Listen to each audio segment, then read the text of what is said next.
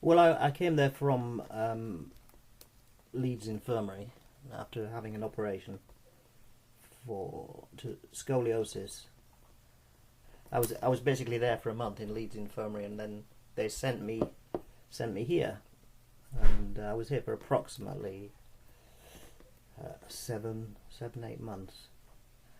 And it was quite difficult for my parents to get there originally because it was York. They came from York.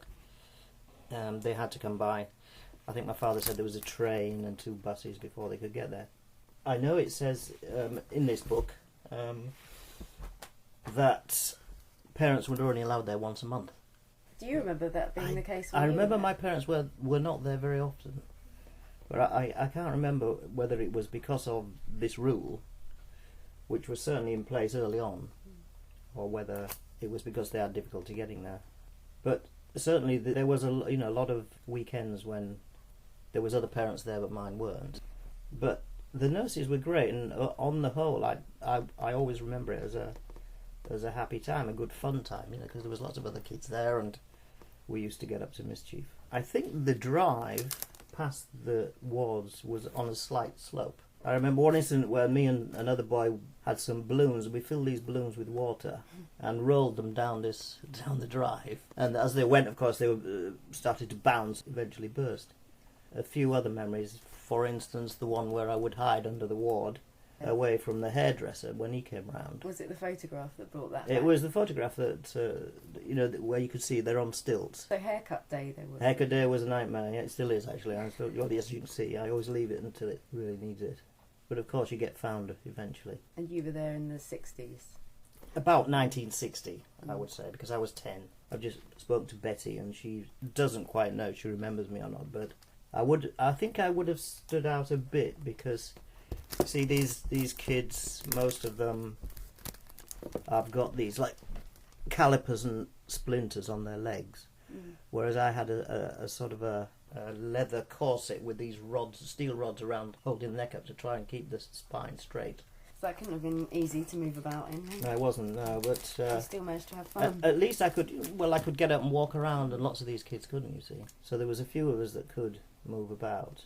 And it was quite outdoorsy, you were saying. It was very outdoors, and I'm amazed when I look at these pictures now and don't see the any of the sort of French style windows that would have closed off. But that is what I remember. Most of these pictures are 30s, but there was one here with the folding sort of windows. It doesn't look like they had them in the 20s or 30s. No, it doesn't. And maybe we can find that out. But I remember this sort of. It was very open. It was a bit like living in a greenhouse on one side, as you can see. And it must have been freezing in winter. I can't remember that. But I must have been there when it was reasonably chilly. But the nurses were really great, as I remember it. I remember at least once, probably when my parents were not there, a nurse took me home to see her parents. And they must have been quite well off, because we ate cucumber sandwiches with the crusts cut off. And that was the first time I'd ever eaten that, of course. And that wasn't coming from a working class family. Yeah, that wasn't at the royal wedding or anything. No, that wasn't the royal wedding. No. It was the Duke of Kent and Mary Worsley or Margaret Worsley. But I remember the Queen Mother walking by, and she shook my hand on the way through. So it would be interesting if there was any pictures at least of the wedding and some of what was happening around there. But I know there was always loads of toys. There were lots of toys were donated by various people, and you'll see it in here in the book. There's lists of things that were donated by many of the sort of local gentry, and basically they kept the place going and raised money, as well as a lot of the local people who donated all kinds of stuff. I mean, I only know that by reading the book now. I don't remember it, of course. But you remember the toys? I remember some of the toys, yeah. Looking at the photographs helps me with that as well. Like the fence and everything, I know what you mean. The diamond sort of shapes on the fence just sort of came back to me. And hiding underneath. And hiding underneath. But something else which I just spoke to Betty about was to try and see if she would remember me is I used to make a big fuss about going to religious services. I think it was once a week, and you used to have to go out of our ward and meet somewhere else, so that the whole hospital was together for these religious services. And I used to make a huge fuss and would not go. Yeah, so I used to end up on my own in the ward. But I remember being on my own in the ward until the religious service was over. You're strong-willed. Yeah, it seems to be. So I do remember that. After reading the book, there used to be a corridor that linked barracks, really, is what they were. I remember being wood, and there was this sort of this old brown early liner with a sort of a string back. I don't know if you've ever seen that. And I remember that being rolled along there. I suppose maybe I might have had some x-rays or something, I don't know. But I was basically there just to rest and recuperate, as opposed to treatment, where I think a lot of these other kids were. It was quite some recuperation you needed after that operation. Well, it was, but I know today you're in and out in 2 weeks. I know someone who had a similar operation. So have you always wanted to investigate the hospital, or is it the book that just sort of No. It was always on my mind. It's always been a certain point in my history, really, and that was important. And I had a few fragments of being here. A few years back, I came to see if I could sort of find a site. Drove around a bit, and that's all I did. But I was always interested to try and find out a bit more about it. Looked on the internet, and at that time I couldn't find anything. I'm on holiday at the moment, and I thought I would come up here, stay here, and see if I could find where it was once more. Stayed at a local cottage.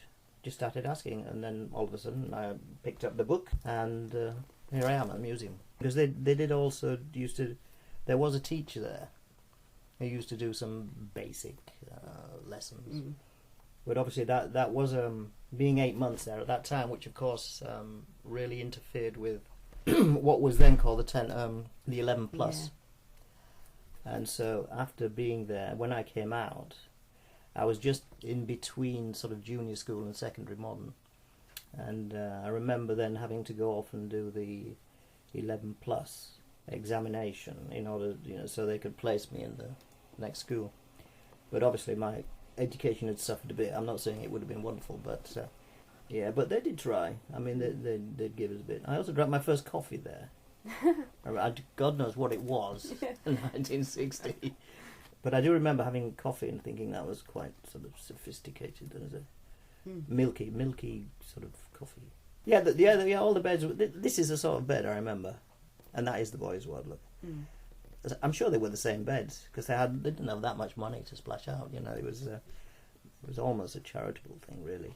And I remember the beds, and I remember the nurses being absolutely tight about these corners, those hospital corners, and the ward sisters used to be very strict about those being correct. So the nurses, and as I understand it, were all student nurses, most of them, were always under the cosh, so to speak, really of the matron. Yeah.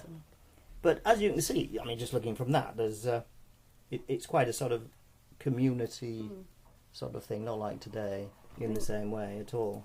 There were times when it was difficult with not many visitors and sort of stiff upper lip stuff. But another thing that I used to be terribly embarrassed about was the toilets. The toilets in the boys' ward, they were like long and narrow, as I remember. I remember feeling terribly embarrassed when the nurses used to open the door. There was no lock on the door. At 10 years old, have you finished yet? It's like the door, as I remember, it was like from here to that wall there. You used to sit on the loo at the other end of this long corridor, exactly, hoping no one would open the door. I remember that. That just comes back.